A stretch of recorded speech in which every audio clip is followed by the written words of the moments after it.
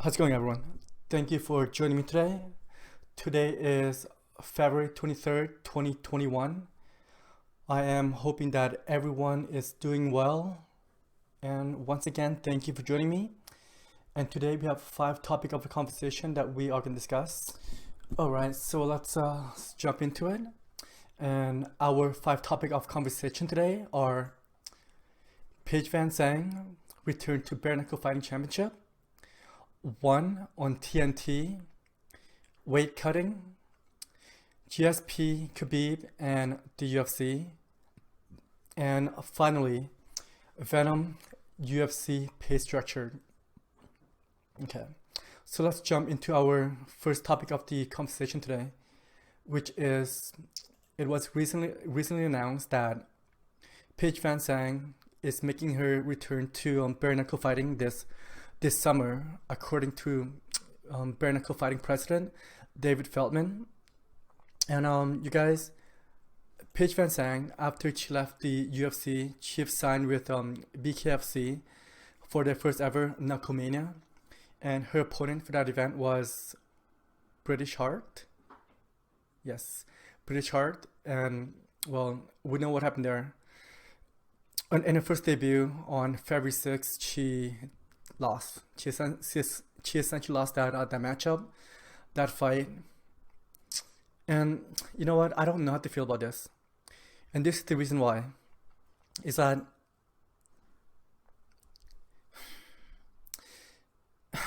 you know what? I don't know how much Bare Knuckle is paying her.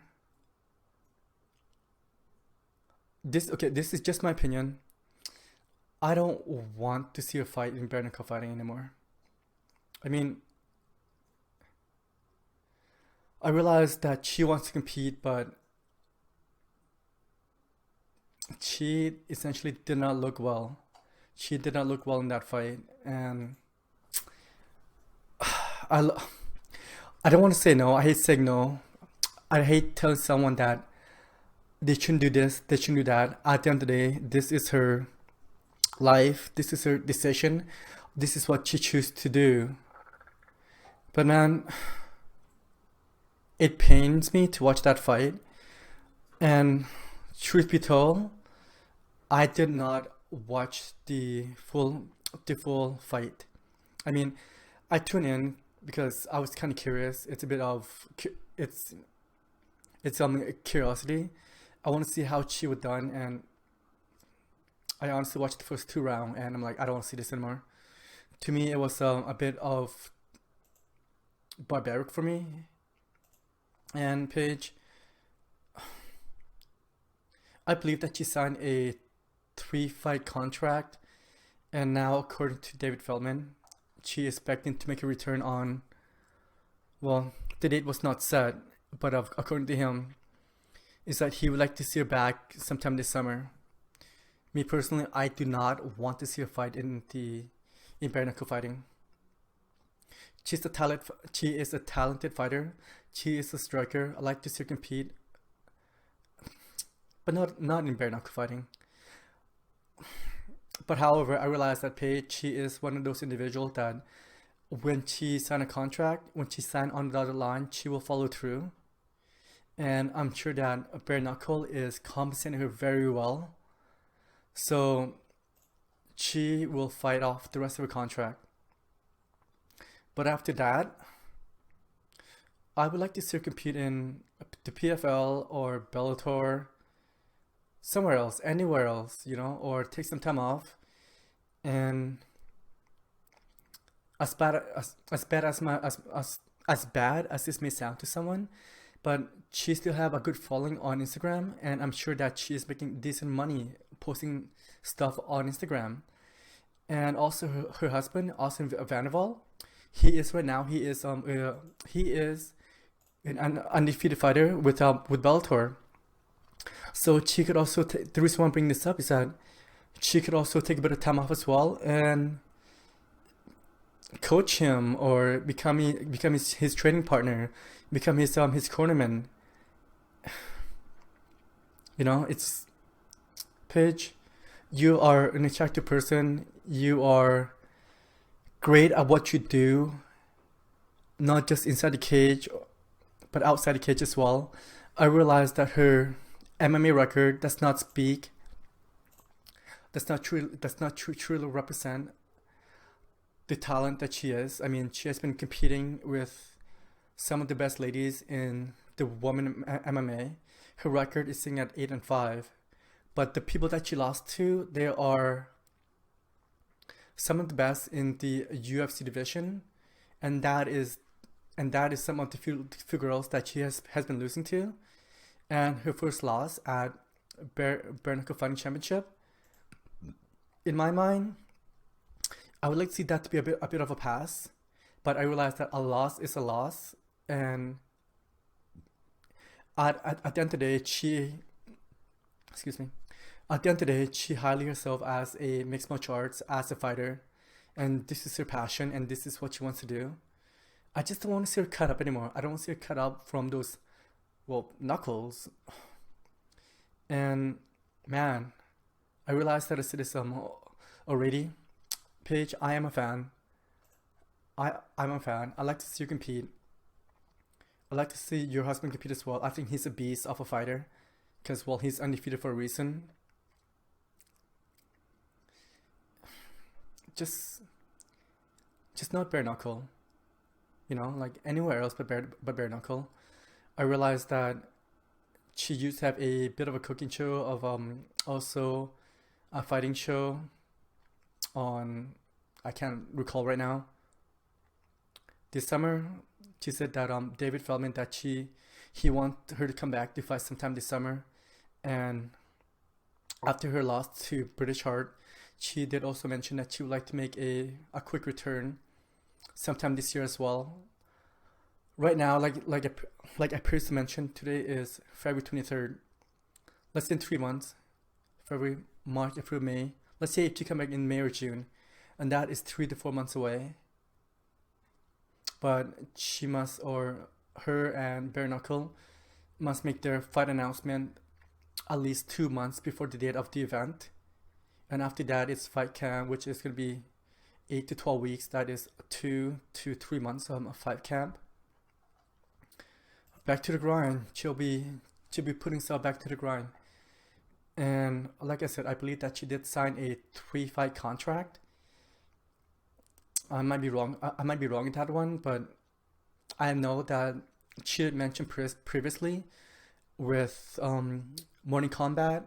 I believe she speak with Brian Campbell, and also she was on ESPN and MMA as well, that she signed a nice contract.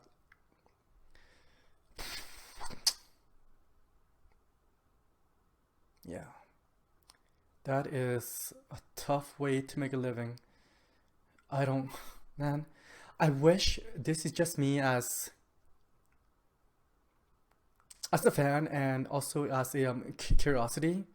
I really like to know how much they were paying her. I realized that she's not gonna tell me. Like, who the fuck am I? I'm a nobody. Like, I'm just another guy on the internet, just trying to. Who the fuck am I? Like I said, I'm just another guy. She does not have the answers to me. But this is, like I said previously, this is just my opinion. Like I said, man, she is an attractive girl. She's a beast. She's got a lot of heart.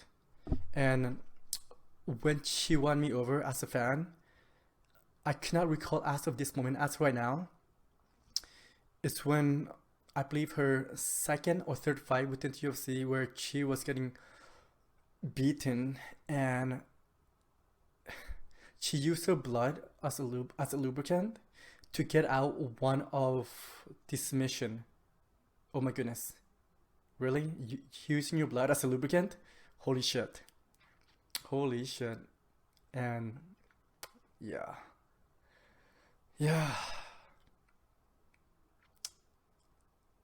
So Paige, that's from me to you.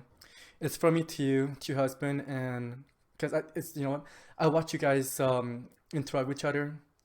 I realize that this is just me as being an outsider looking in, but to me, you guys, it seems like you two are a very good couple. You support each other really well, and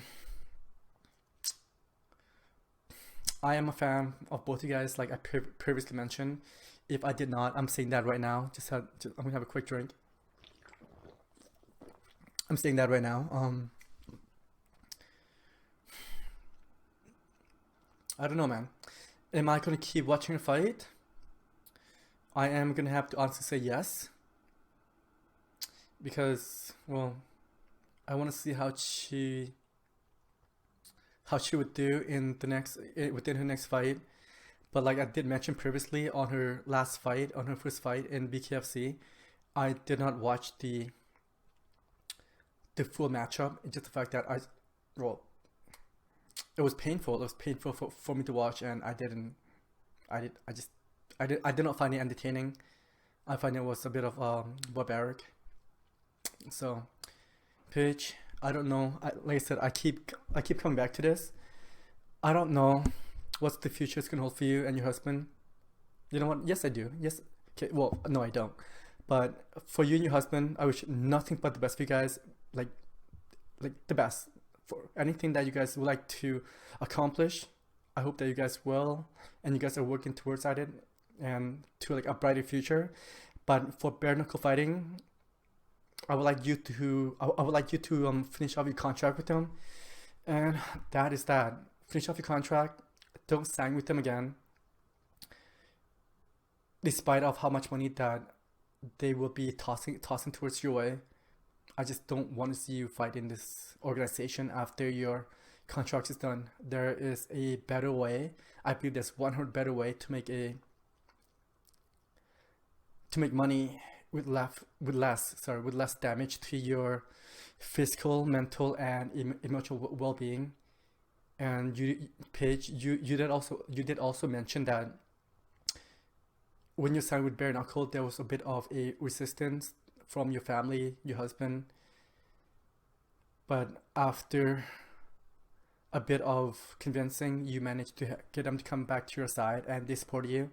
And that's why, and that is one reason why I believe that Austin Vanderwall, he's a good guy.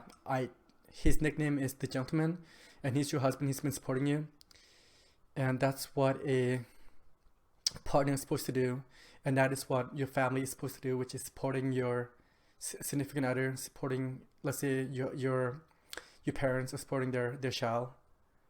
But please, like, don't sign with Bare Knuckle after this. Okay.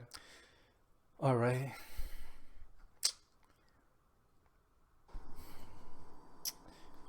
Alright guys, so let's jump into our next topic of the conversation today, and that is one championship, or one fighting championship, one FC is going to make their debut on TNT. So according to multiple sources, mine is Eddie Alverez. He was on MMA Fighting and also ESPN MMA, and also I believe he was on Showtime with Brian Campbell as well. And this was the first time that I heard about this, is that one championship, one FC has signed a 4-series deal with TNT, which is a North American network, starting on April 7th. And that is a Wednesday after, and the show will be broadcast after AEW Wrestling, and it will be aired on the 7th, 14th, 21st, and 28th of April. So as right now, they only have signed, they only have signed, like I just mentioned, 4 parts, and in their TNT debut, the headline is going to be Demetrious Johnson. And as you guys might know, Demetrious Johnson, he was one half of the trade that UFC made with one championship for Ben Askren. And Demetrious Johnson, after the trade, not the signing, after the trade with one championship, he went to win their flyweight Grand Prix. And now with that win, he has the opportunity to become a one championship featherweight champion. And for their debut in North America, DJ will take on Adriano Morales, something like that. But regardless, sorry guys, I butchered that there. But regardless, he is gonna be one half of the main event and competing for his second major title, first outside of the UFC, to become one featherweight champion, and also to become, well, he is right now is the one Grand Prix champion, and also and look at that belt. I think that belt is ridiculous. That belt is almost as big as he is. I think that is a ridiculous belt. That is a sick ass belt. So, and in the co-main event we have Eddie Alverez competing for his third time with one championship. Eddie is sitting at 1-1 after he left the UFC. And I'm just looking at my notes here. I did not write down who he is competing with, but whatever. Regardless, that's not why I'm here. That's not why I'm talking about this. I am excited about this. It's just the fact that, you know what, I love mixed martial arts. Obviously, that's why I am making this video. That's why I am talking about this. I am excited about the future for one championship and one FC as a whole. And as for right now, they have a few fighters from North America as a whole that they have signed, which I've been looking forward to watching them compete again. And that is Vitor Belfort, Demetrious Johnson, Eddie Alverez, Sage Northcutt, which, oh my goodness, Sage, his first fight with one championship, that was, yeah, let's just say it did not go well. It did not go well for him. He got knocked the fuck out. That's what happened. But oh my goodness, but Sage is young. And also the other one that I've been looking forward to watching him compete in North America is Brandon Vera. I've been watching Brandon Vera for a very long time as well, for the last over a decade. And Brandon Vera was one of those individual that himself, he wanted to be the UFC first champ, but then he ran into John Jones, which John Jones was a brick wall at that time, and he is right now as well. So, but however, Brandon Vera, after he left UFC, he did very well with ONE FC.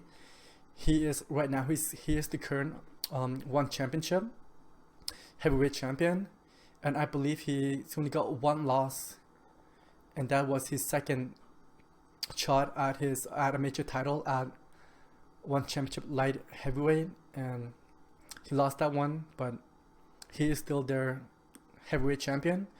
And I would love to see him compete again in North America when the lockdown would end, hopefully soon. I would love to go see these guys fight. I really like their presentation.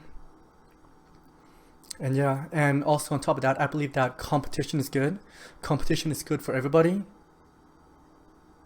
So I am looking forward to this. Okay, so that is my quick thought, you guys, on what is coming up for one championship on US ground, US soil, and that is starting April 7th after AEW Dynamite, after wrestling. I am a bit of a wrestling fan as well, but I have not been watching it since honestly the NWO, the DX, which is a very long time. So, but however, I am gonna tune into this 100%. Okay. All right, let's move on to our next topic of the conversation, and that is weight cutting. Weight cut in MMA. How much is too much? Well, Okay. Well, guys, like I mentioned previously, today is February 23rd, 2021, and at UFC Las Vegas 19, we have a fighter named Alvi, sorry, Rafael Alvi, missed weight by 11.5 pounds.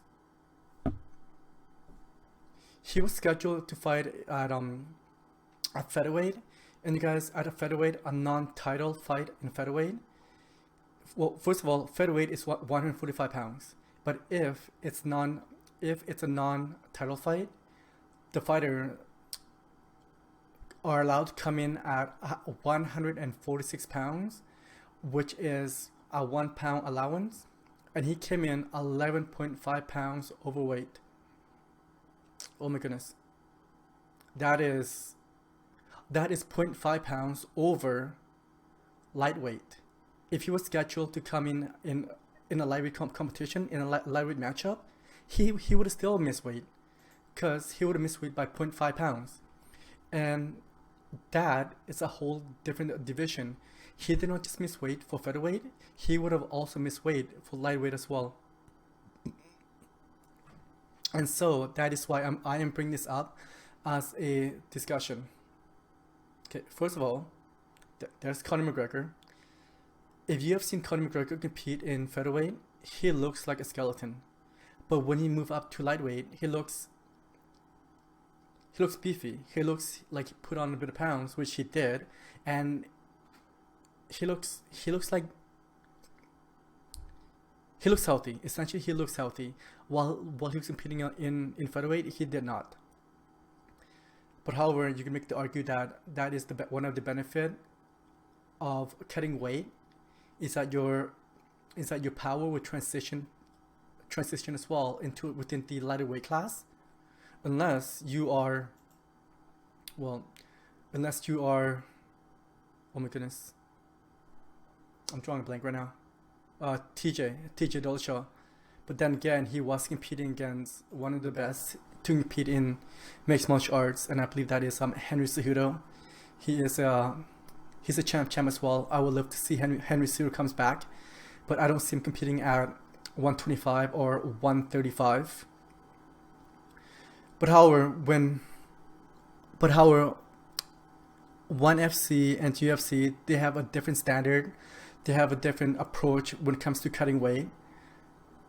I believe that they should adapt what ONE FC is doing with the hydration test, and you must be at a certain level at any given time, or else you will be forced to compete in the next weight division.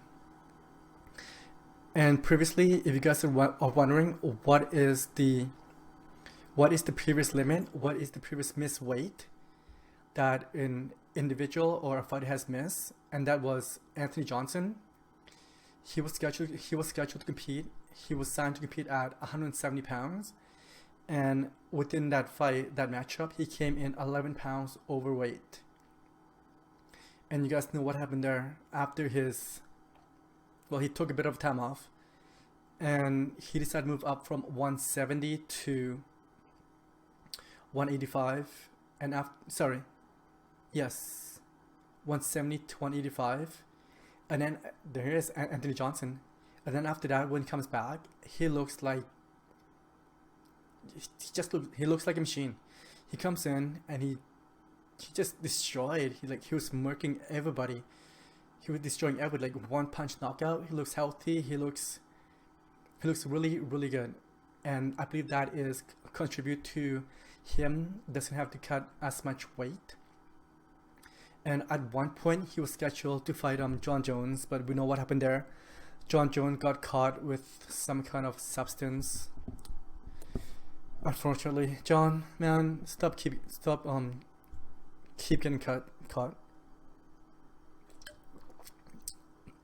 So John got stripped, but however, he was still scheduled to fight for the UFC lightweight championship, which he came up a bit short to Daniel Cormier, which it is what it is. I mean, it's Daniel. Daniel is one of the best fighter, one of the best athlete that the UFC have signed, it's unfortunate that Daniel is retired right now, because I love to see him compete. I still believe that he could compete with the best that the UFC have to offer. I don't know if he could be a champ again. Well, especially not in heavyweight. I could see him. I could see Daniel Cormier being competitive at the UFC light heavyweight division. And talking about UFC division, the other one that I would like to talk about is UL Romero. As I previously mentioned, if you guys have been following my channel, I did mention that UL Romero, he has received 3 shots at the UFC middleweight champion, and he won 1 out of the 3. He has the opportunity of competing for the middleweight champion twice for the interim title, which is 4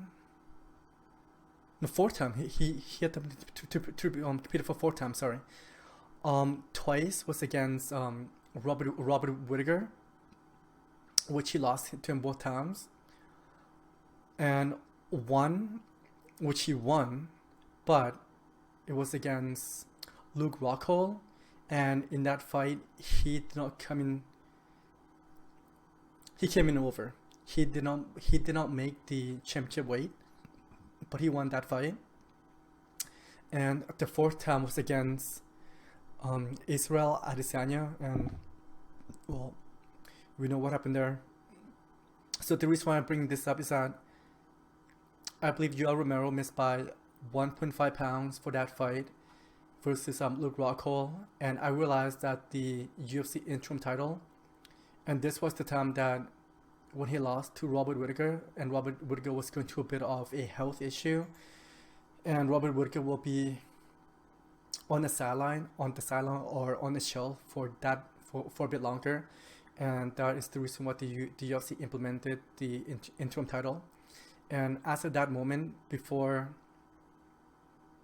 Israel Adesanya was making his rise to the top 3 and top 5 in that division at that moment was Luke Rockhold, Chris Weidman, and UL Romero. And the UFC decided to give the interim title shot, the opportunity for the interim title shot to Luke Rockhold and UL Romero, and UL knocked Luke Rockhold the fuck out. But unfortunately, he was not able to make the claim to the title because of the missed weight. And as right now, we all know what happened. And a few months ago, in late 2020, the UFC has released UL Romero from the UFC contract.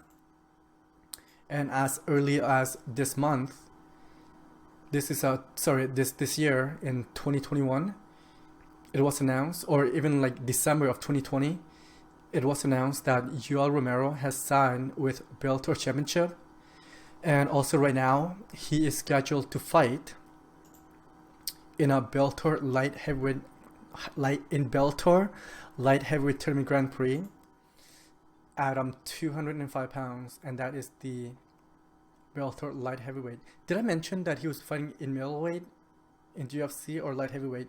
If I said middleweight, if I said light heavyweight in the UFC, I would like to correct myself right now. I meant the UFC middleweight champ, not the UFC light heavyweight champ. But however, right now he is competing in the Bellator light heavyweight championship, the tournament Grand Prix, and I am picking him as one of their top fighter, one of the guys that to win the Grand Prix. I realized that as right now, within his first round, he is facing against Anthony Rumble Johnson, and Anthony Rumble Johnson is no joke. It's no joke. I'm just hoping that UL would go in there and be aggressive, be the Cuban Missile Crisis, not a statue which he comes in against Israel Adesanya. I thought that fight was very disappointing because I was looking forward to a brawl, and a brawl is not what I get or what was delivered to the fans.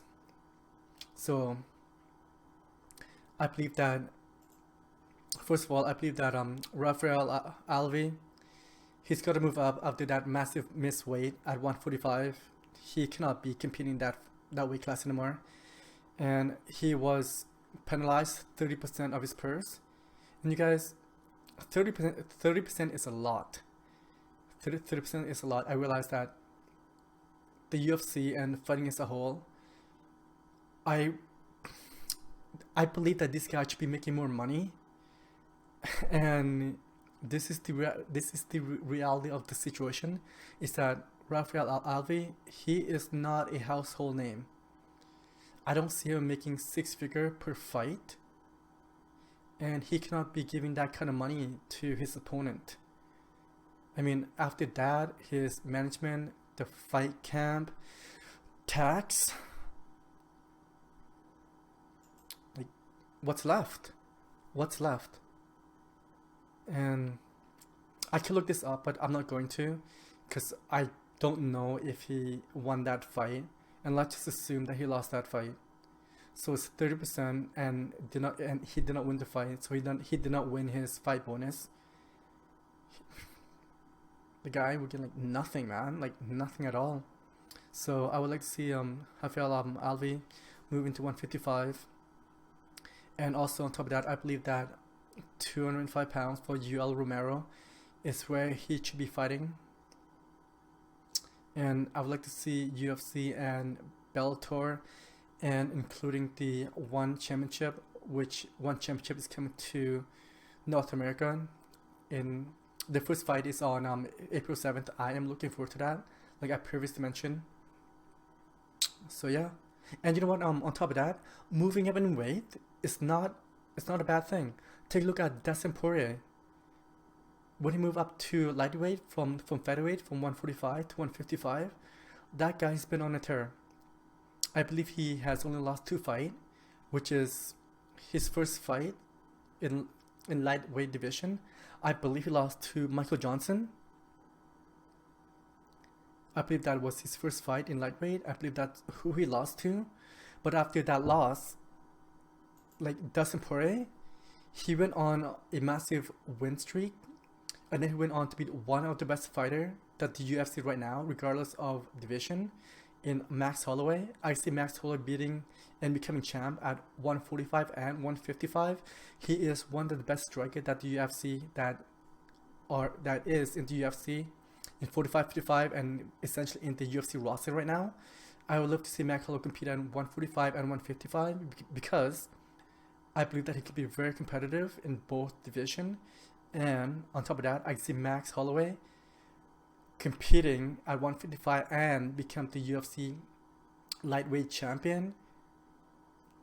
In his last few fights, it seems like, to me, through my eyes, it seems like Max, he has been, well, he is getting older. I believe he's 31 right now, turning 31 to 32, around 31, 32. And it seems like making the 45 weight limit is starting to become a bit more difficult for him. So I would love to see Max Holloway make a permanent move to 155 because, like I just said, I could see him being a future champ, and I could see him giving the top 4, top 5, as in Dustin Poirier, Michael Chandler, Justin Gaethje, Charles Oliveira, and also I would like to see a rematch between him and Conor McGregor. As right now, I think he would beat the shit out of Conor McGregor. So, yeah.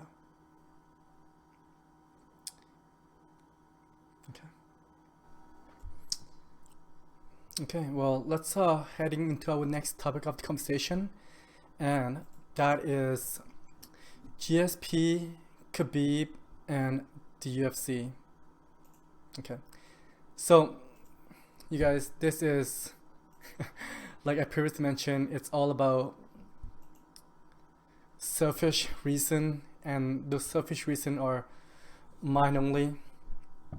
Okay, so we know that Dana White, he would like to see Khabib compete again within the UFC, but Khabib, he essentially saying no right now. There's no one in the lightweight division would excite him. And he is, as right now, he has been announcing that he's retired. And Dana White would like him to come back and fight Conor McGregor. In my mind, in my opinion, the only fight that Khabib should come back and fight is Georges St.Pierre. That is it. But however, I do not want to see these guys compete at the UFC lightweight division, because I believe that that division must move on. And also, Georges St.Pierre, he's getting older. I believe he is 37 right now. This is what I want, okay, guys? So this is what I want. I want Dana and the UFC to offer this fight at 165 pounds. And I don't want that to be a catch weight. I want that to be a new division.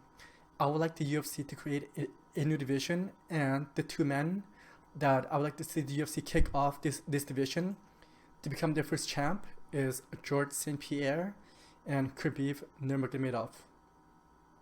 Okay? And I realized that if you guys are listening to this, you guys are saying that this is what's going to happen. If one of these guys come in and they win, well, one of them's got to win. For not necessary, it could be a draw.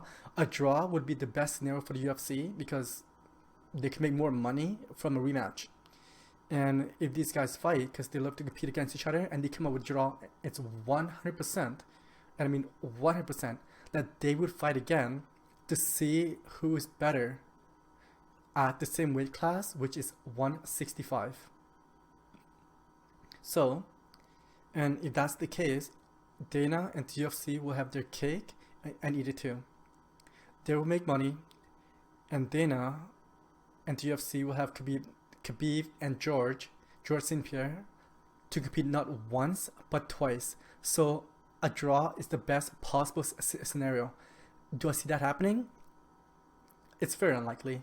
Maybe like 1 in 1,000 or 2,000, but there's always a chance because both these guys are wrestler, and their wrestler could cancel each other out, and the judge be like, what the fuck? What the fuck? And it might come out as a majority draw. So I can see that outcome happening. Okay, so let's get back to the topic of the conversation, and that is GSP, Khabib, and the UFC.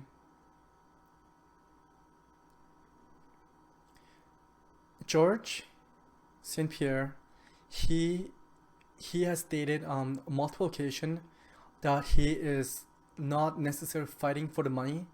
He's fighting about building a legacy and cementing himself as one of the greatest fighter to ever compete, not just in the UFC but in the history of mixed martial arts, regardless of the promotion of the organization, regardless of the generation, because he has been doing this before his last retirement for, I believe, 2 generations, and now heading into 3rd generation.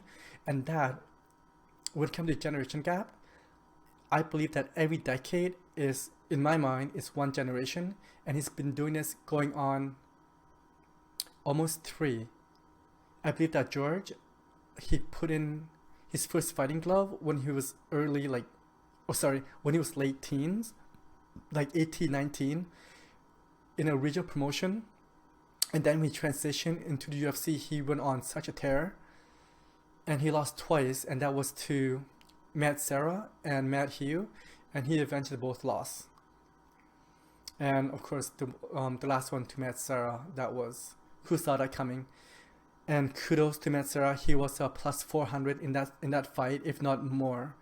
And that was one of the biggest upset that not just in Matt Serra's career, which he came in and won, but within the UFC history.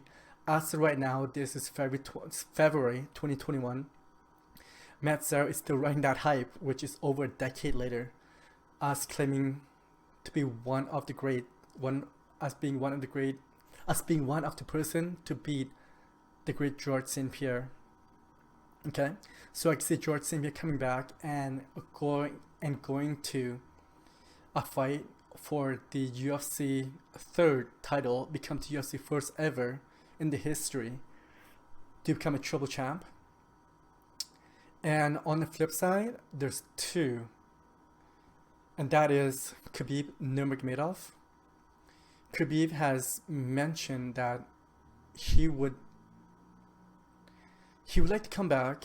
Previously, when his dad was still alive, that he would still like to come back and compete in UFC to make his dad happy, because to him, Georges St.Pierre is essentially his dream fight, his dream matchup, and Georges St.Pierre right now is a unicorn to Khabib Nurmagomedov, and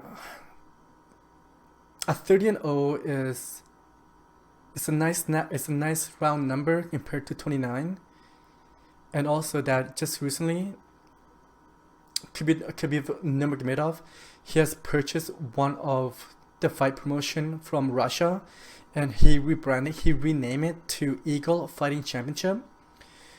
And also he has been having a lot of sit down, having a lot of conversation, because according to Russian Today, that Khabib Nurmagomedov and Dana White, they have been having discussion, not just the fact that Khabib's future in the UFC, if they now would like to see him fight and compete again, also that Khabib Nurmagomedov is trying to get his fight promotion Eagle Fighting Championship on Fight Pass. It's a way of him promoting his fight promotion, his fight league in North America, and he does have a bit of contract on the other side of the world in Russia.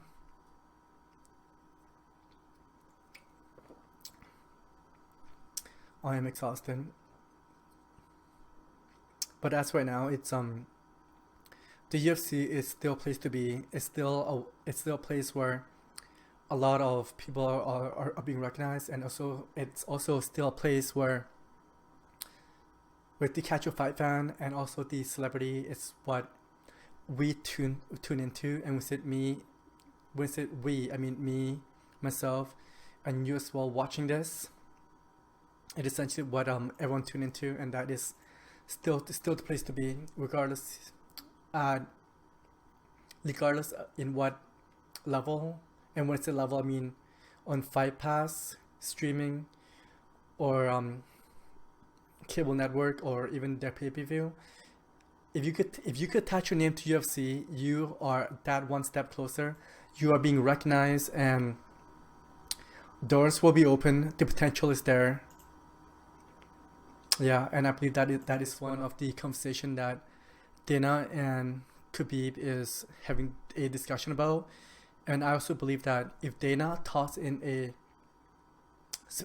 stipulation that, hey, Khabib, come in and you fight George, and this is what I'm offering you, a platform, and also if the price is right, and I believe that he will give Khabib and Georges St.Pierre a nice figure, and potentially a share of the pay-per-view revenue, and also it will give Khabib a second opportunity to become a UFC second champ, a UFC a double champ, and also George become the UFC first ever triple champ, and I could see that being very enticing for both fighters, because, well, Dana White has mentioned previously that Georges St.Pierre, he's good. He's not financially distraught. He's not financially struggling. And Dana White has previously mentioned that Georges St.Pierre has got a bit of fuck you money. I wish I got that. I don't, but I wish I do. And also for Khabib, with all his work that he's been doing, with all the sponsorship and the fight promotion, and also his Eagle Fighting Championship, he does not need to fight. And also just recently, Khabib and Jacob and Company, they came out with this watch which is valued at ridiculous amount. Like, I believe it's like $250,000, It's the Eagle watch. It's the Eagle brand, and I believe that he's getting a bit of a cut. He's getting a bit of a cut from sales, and Jacob and Company, Jacob and Co. has also given him a decent amount. How much I don't know, but regardless of how much it is, I mean, Jacob and Co. They are a $1 billion company. They are selling high-end products, high-end item, high-end accessory. I see him tossing like 1 or 2 million his way. Yeah. But let's get back to GSP, Khabib, and the UFC. I would like them to make a 165-pound division, have these two guys compete to become their UFC first one for George, to become their first triple champ, to open up a division, to for Khabib to fight St.Pierre at what he has always wanted, and 3 is the possibility of an initial incentive for Khabib to become a two-weight division, and also to satisfy his dad, to make his dad happy before his dad passed away. And after that, I want the UFC to move 170 welterweight to 175, and so that there will be a 10 pounds weight gap from 145 to 155, 155 to 165, and 165 to 175, 175 to 185. And hopefully 4 or 5 years down the road, I would like to see a 195 pounds I would like to see a 195 pounds weight division, because as for now, the jump from 185 to 185 middleweight to 205 pounds light heavyweight, that is a 25 pounds gap. I think that is too much as well. I don't believe that the 15 pounds from 155 to 170, that is as much as it is. So that is what I would like to see. Dana, make it happen. Just give these guys whatever they want. And if you guys have been watching a bit of the slideshow I've been showing, you guys might have noticed that one of them has got Conor McGregor, and the reason behind that is that, well, there is Conor McGregor, and the reason behind that is that I know that this is a big if, is that I would like Conor McGregor to become their backup fighter. I realize that it's a big stretch because Conor McGregor will not be a backup fighter for anybody. But I can see Conor McGregor would bite his tongue and say yes to this. It's just the opportunity for him to for him to compete for his 3rd title. And also, money talks. And Conor McGregor, just like the rest of us, he likes money. He likes to be on the Forbes top 50, and this might propel him to the Forbes top 20, if not top 10, when it comes to money of the athlete, of how much athlete makes per year per that year. I could always see that. I get 100% seeing that if Conor McGregor could compete 3 times a year, he could make the top 10 when it comes to grossing, and that's what he wants. That's what Conor McGregor wants, is to make that list. At the end of the day, he is a prize fighter. All these guys are a prize fighter. Yeah. So tell me what you think. I would love to hear from you.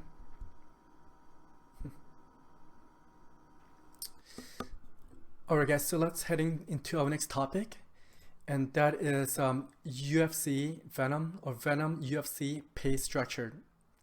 Okay, so as you might know, starting this April, the UFC and VENUM will enter into a new agreement, and the previous agreement with the UFC and Reebok is coming to an end. And before we move on to what is coming up for VENUM and UFC, let's have a quick look at the pay scale, the pay structure that the UFC has been paying out to the fighter in the previous year. And that is, if you're competing 1 to 5, which is fights within the UFC, you will receive $2,500. 6 to 10, you will receive $5,000. 11 to 15, which is $10,000. 16 to 20, $15,000. And 21 fights and above, you are going to receive $20,000. And as a title challenger, you are going to receive $30,000. And for a championship, if you are a champ competing, you're going to get $40,000. And that was the payout from the UFC through the Reebok sponsorship.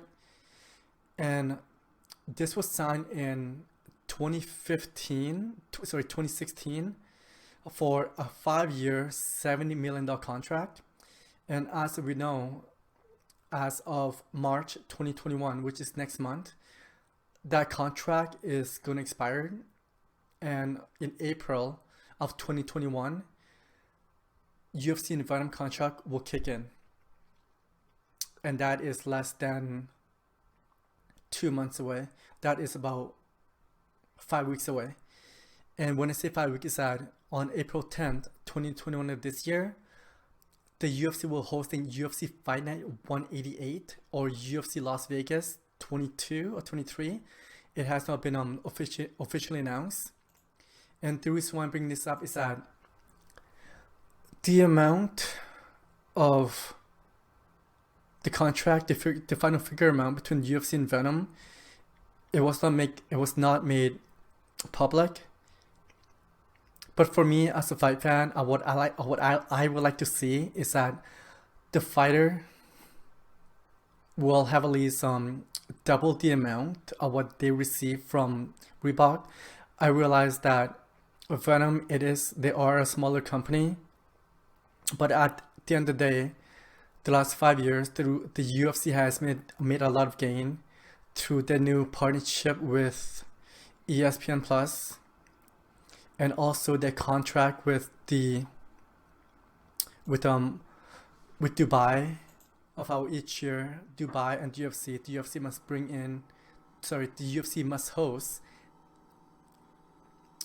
X amount of fight within Dubai. And according to sources, according to rumors, that contract each year is worth 9 figures. So I don't, and add in inflation from 5 years ago to what it is now. I think it's criminal of what the UFC and Reebok has been paying the fighter throughout the year, especially the last 5 years. And I would like to see that number at least double. At least double for the entry level from 2,500 to 5,000. But for a challenger, I would like to see that number not quite double, from 30 to at least $50,000 for a title challenger. And for a champ, as of right now, they are getting $40,000 to compete to defend their title against the top competition. For a champ, as of right now, like I said, they're getting $40,000. I would like to see a champ get at least $100,000. That's what I believe. And if you guys are wondering where I am getting these numbers from, and I would like to answer that with one answer, and that is inflation. Inflation. Okay, I'm gonna answer with two words: inflation and Dubai. Dubai is my second answer to that. It's just the fact that these guys are, when I say these guys, I mean the UFC and Dana White and Endeavor. They have signed like big, massive contract, like I said previously, 9 figure throughout the years, and the fighters are putting their life on the line. Like essentially, their life on the line, their blood, sweat, and essentially tears. Like you can see these guys cry when they miss weight, when they didn't win.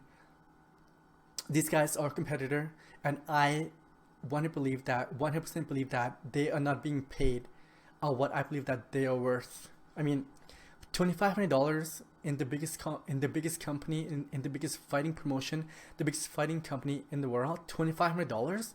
Come on, man. Are you kidding me? And on top of that, Reebok, within their previous contract, Reebok is they are a division of Adidas, and Adidas is a billion-dollar company as well, and they're paying these guys some $2,500. That is way, way, way too little. So yeah,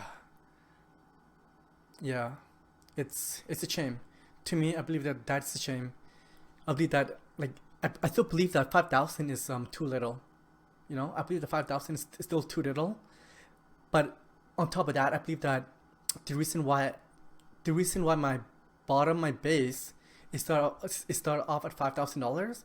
I realize as of right now we are in a pandemic, and the global economy is in a recession. So $5,000 a base. I would like to see this guy start off of at least like $10,000. You know, but let's say start with 5,000 and we can work our way up, but no less than 5,000. And I realized that the UFC, they are a private company. We don't exactly know how much they make per year. I would like to know how much money these guys are holding back from the UFC fighter through sponsorship. Okay, let's talk about sponsorship let's talk about sponsorship for one moment. Is there a chance? I realize as of right now with the Reebok sponsorship that certain fighters, they are allowed to have an additional one sponsor.